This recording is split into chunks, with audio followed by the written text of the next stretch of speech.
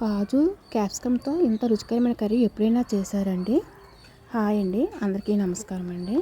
Welcome to my channel. నేను మీ రమాదేవినండి. ఈ ఒక్క మసాలాతోని కాజు క్యాప్సికమ్ కర్రీ రుచి డబుల్ అవుతుందండి. హోటల్లో తినే కాజు క్యాప్సికమ్ కర్రీ అండి. ఒక్కసారి ఈ మసాలా పెట్టి మీరు ఇంట్లో తయారు చేసుకుంటానండి, మళ్ళీ హోటల్ జోలికి పోరనమాట. అంత బాగుంటుందండి టేస్ట్ మాత్రం. రైస్తోనైనా సరే, రోటీతోనైనా సరే, మనం బిర్యానీతో అయితే చాలా బాగుంటుందండి కర్రీ మాత్రం. ఇప్పుడు చపాతీతోనైనా సరే బాగుంటుందండి. ఒకసారి మీరు ట్రై చేయండి. నేను ఇక్కడ అన్ని స్టెప్ బై స్టెప్ అన్నీ చెప్తానండి మీకు, అంటే ఎక్కడ స్కిప్ చేయకుండా చూడండి. కర్రీ మాత్రం ఒకసారి మీరు ట్రై చేసి చాలా బాగుంటుంది అనమాట.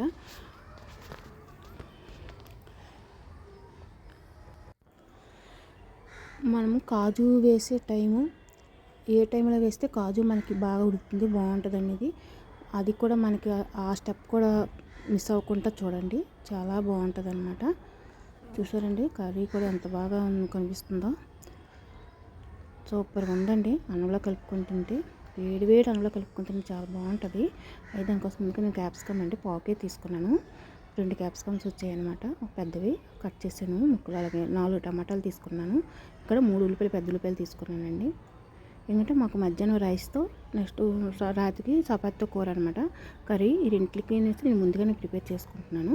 ఇవ్వండి కాజు వేసాను, తక్కువ వేస్తున్నాను, కాజు ఎక్కువ వేయలేదు. ఇవి కట్ చేసి పెట్టుకోండి పక్కనే.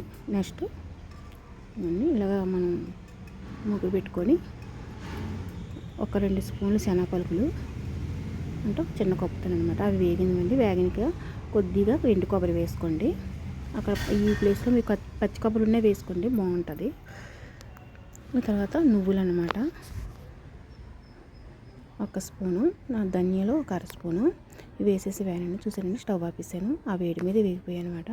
ఇప్పుడు వీటిని మనం మెత్తగా పేస్ట్ చేసుకోవాలన్నమాట. నెక్స్ట్ ఒక పెద్ద ఇలాచి, 2 లవంగాలు, చిన్న దాల్చిన చెక్క, 2 ఇలాచి, చిన్న 2 ఇంచుల అల్లం ముక్క, కొద్దిగా ఒక 10 రెమ్మలు వెల్లుల్లిపాయలు. ఇవన్నీ మనం పేస్ట్ చేసి పక్కన పెట్టుకోవాలి. నెక్స్ట్ కళాయి వేసుకొని 2 స్పూన్ల ఆయిల్ వేసుకోండి.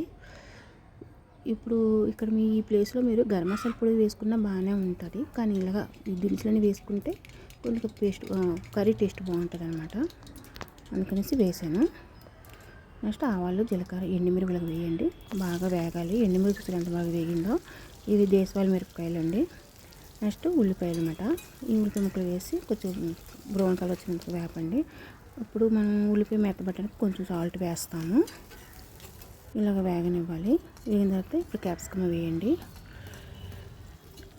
అసలు ముందు టమాటా వేసి తర్వాత క్యాప్సికమ్ వేయాలి, కానీ ఏమో క్యాప్సికమ్ మా ఇంట్లో ఏంటంటే క్యాప్సికమ్ ఉడకలేదని అంటారనేసి నేను ముందుగా క్యాప్సికమ్ వేసాను అనమాట. మీరైతే రివర్స్ చేయండి, పర్వాలేదు, ఎలాగైనా బాగానే ఉంటుంది. నెక్స్ట్ టమాటాలు వేసేసి మగ్గనివ్వండి. ఇప్పుడు మనం కాజు వేయాలి.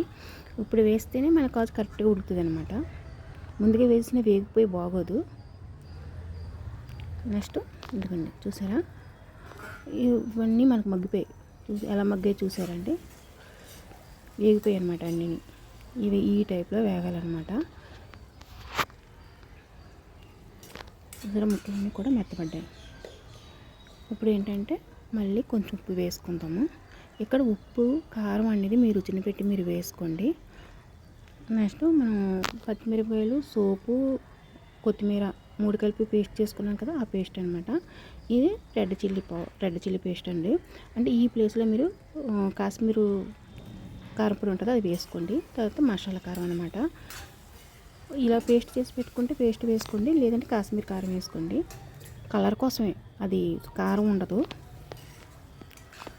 ఇవన్నీ ఇలాగ వేసి కొద్దిగా వేగాలన్నట్టు, అంటే అన్నీ కలిపి వేగాలన్నమాట. మగ్గుతాయి. మనం మూత పెట్టేద్దాం ఒక 3 నిమిషాలు, 3 సెకండ్లు, 3 నిమిషాలు 3 సెకండ్లు ఏదైనా పర్వాలేదు. చూసారండి, అంత ఆయిల్ సపరేట్ అయిపోవాలంట, ముక్కల్లో నుంచి ఆయిల్ సపరేట్ అవ్వాలి. సపరేట్ అయిన తర్వాత ఇప్పుడు మనం ఏం చేద్దామంటే, మనం మిక్సీ వేసుకున్న పేస్ట్ ఉంది కదా, ఆ పేస్ట్ తీసుకొచ్చి పేస్ట్ వేసుకుందామండి. ఇదిగో చూసారండి ఎంత బాగా వచ్చిందో పేస్ట్.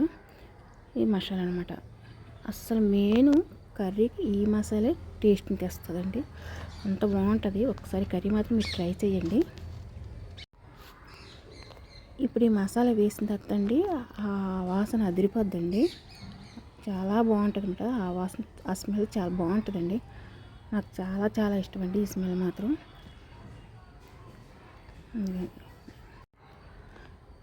ఒకసారి మూత పెట్టండి. మూత పెడితే కర్రీ ఇప్పుడు అసలు రంగులోకి వచ్చింది చూడండి.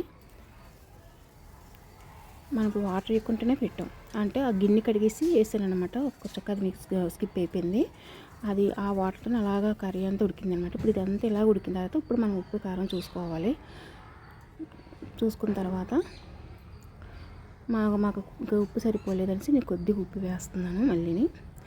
ఎందుకంటే అక్కడ కాజు, నువ్వుపప్పు, కొబ్బరికాయ ఎండింది తీపి కదా, అందుకనేసి కొద్దిగా ఉప్పు కారం పడుతుంది వేయాలి.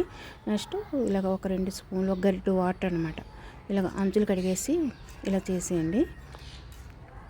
ఇలాగ కొద్దిగా వేసినప్పుడు మనం మూత పెట్టండి. ఇలా దగ్గరగా కలిపి మూత పెట్టండి.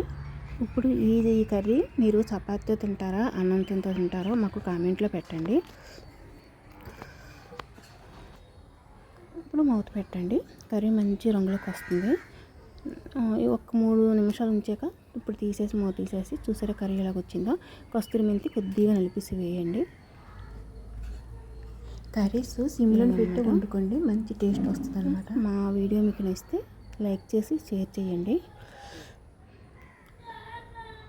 ఇంకా చూసారా, ఇంకా చివరిగా మనం కొత్తిమీర వేసుకుంటాము.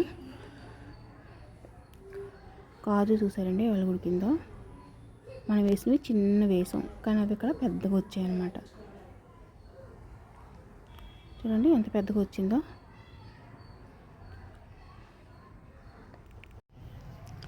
ఫ్రెండ్స్, మా వీడియో నచ్చితే లైక్ చేసి సబ్స్క్రైబ్ చేసుకోండి ఫ్రెండ్స్. అలాగే మీ ఫ్రెండ్స్కి, రీల్స్కి షేర్ చేసి సబ్స్క్రైబ్ చేసుకోమని చెప్పండి. ఈ కర్రీ ఎలా వచ్చిందో మీరు ట్రై చేసి మీరు తిని మాకు కామెంట్ పెట్టండి ఫ్రెండ్స్. ఇలాగా మంచి మంచి వంటలు నేను చేసి పెడతాను.